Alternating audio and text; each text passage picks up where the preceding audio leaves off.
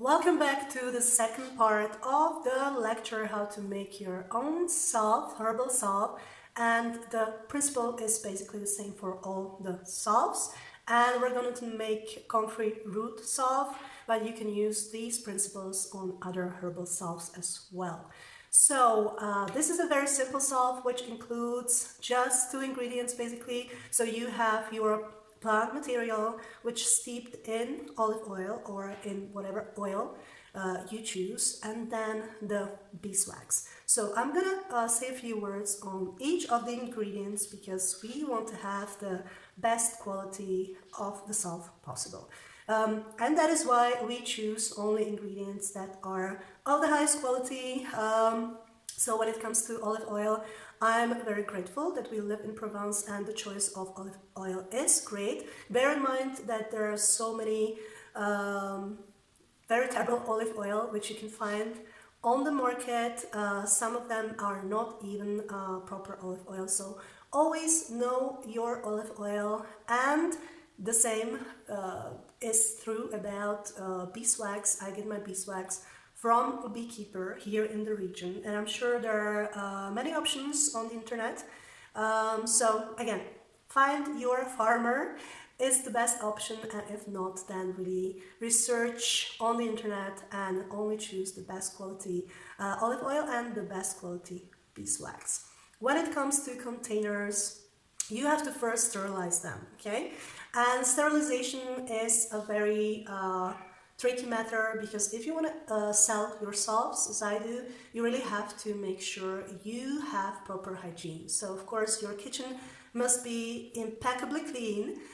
Normally when we are making salves, we are not allowed to use wood because in wood there can be bacteria which you cannot properly wash. So normally we use stainless steel, we use glass and so on.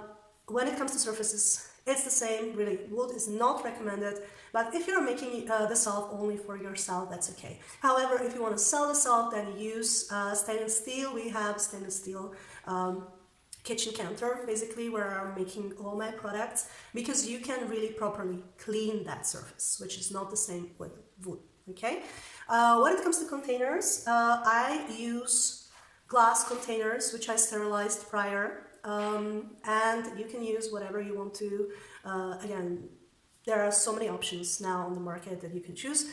I just prefer glass when I'm selling it to the clients here on the market because it's really it's the best material, right? But if you are making yourselves and you are planning to send them somewhere, then of course there are better materials like aluminium, for example, containers. So again, do your own research on the internet, and we're gonna wash our hands, tie our hair. That's also very important because finding hair in yourself is just gross. So wash your hands, tie your hair, and we're gonna start prepare all your material. Okay. And let's get started. So you cleaned your hands, you tied your hair, and you prepared your ingredients. So let's look at the ingredients.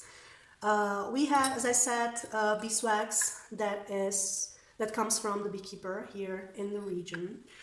If you don't have a beekeeper that you know, then research online, but really, again, we're talking about the highest quality here. And I have my comfrey root oil that the comfrey root was steeping in the oil for at least 2 weeks. Then you will heat it for 2 hours. I'm using my yogurt maker for this purpose because it's amazing.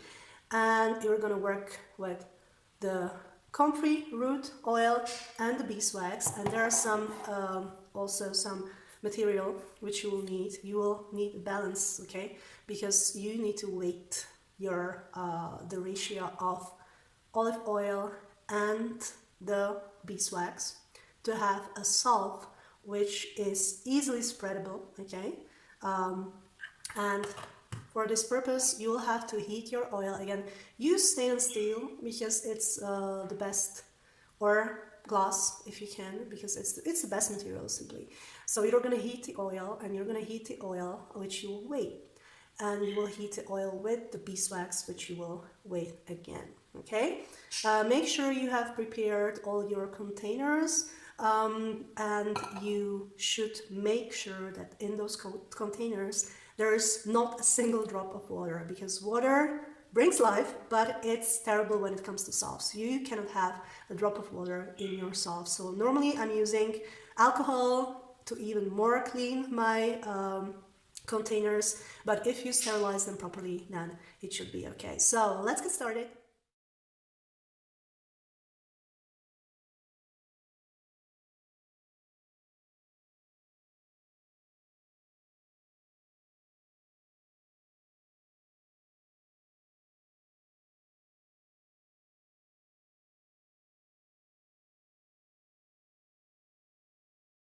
Okay, so we have our oil, and we have only half cup of oil because I'm making really small batch of salves.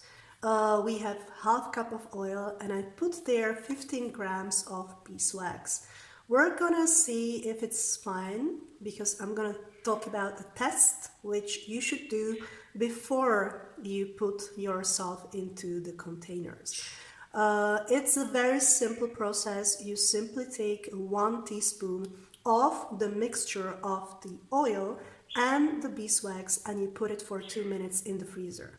And you will try the spreadability of the sauce. Okay, so we're gonna do that. I'm not currently using any essential oils, but of course you can use essential oils for this purpose.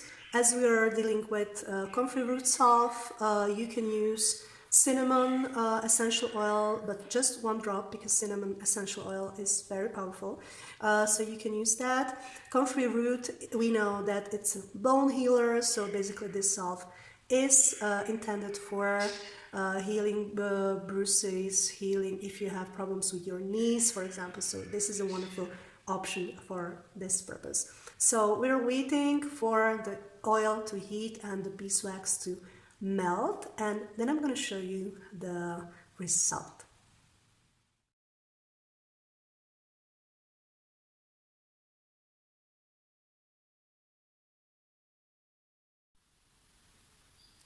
Hey, so we made ourselves, and all you have to do now is just to put labels on your containers and you're done. What I definitely recommend to do when you're making a batch of salves is always make like a tester, you know, because people love to try the sauce themselves if you are selling it. Of course, if you are making it for yourself, you don't need to do like a batch of testers, but I just am obliged because I'm selling myself. So if something happens, then people know exactly when was the salve made, and if they have problems with the salve, then I can put away all batches, like all the batch of the salve which pose problems.